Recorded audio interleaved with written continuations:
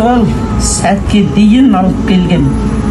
Мен қазақпын, мың өліп, мың тірілген деген сөзді айта алған. Қазақ ұлының, қазақ баласының, қазақ ақынының, жұбанның, Ақжайықтың ұрпағы әлі де көп туды, одан жоғары көтере беретін болады. Мен соған сенем.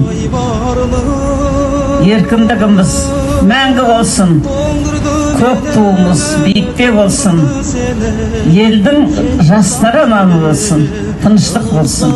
Аумин. Солдырды гүлді, оңдырды нұрды, көңілде мұңды, әзіз қалды.